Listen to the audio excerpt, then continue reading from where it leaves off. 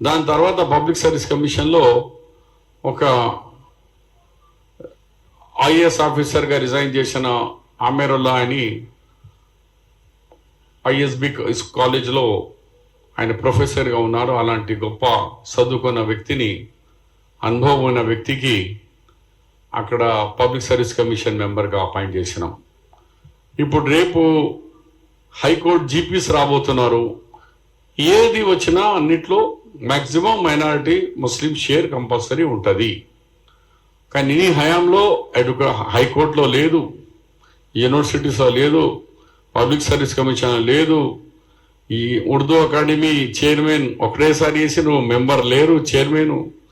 ఏ ఒక్క వ్యవస్థ కూడా మైనార్టీది కనెక్ట్ చేయలేదు. అలాంటి వ్యక్తి కాంగ్రెస్ మీద విమర్శించుడు ఇది మంచిది కాదు. కేటీఆర్ ఆకాశం మీద ఊదితే ఊము మన మీదనే పడుతుంది. మాట్లాడే ముందు కొంచెం జాగ్రత్తగా మాట్లాడు. ఫస్ట్ మీరు ఆన్సర్ ఇవ్వండి. మీ నాయన కామారెడ్డికి ఎందుకు వచ్చిండు? షబ్బీర్ అలీ మీద ఎందుకు పోటీ చేసిండు? ఏమైంది?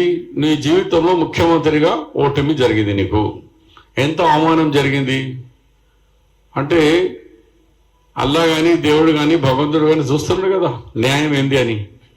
అన్యాయంగా ఒక అమాయకుని మీద వచ్చి పోటీ చేసి 100 కోట్ల రూపాయలు.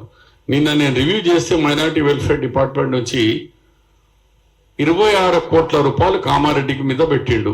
కొట్టు మిషన్లు, 1,00,000 రూపాయలు ఒక్కొక్క యూత్కు అక్కడ ముస్లిం బంధు అని.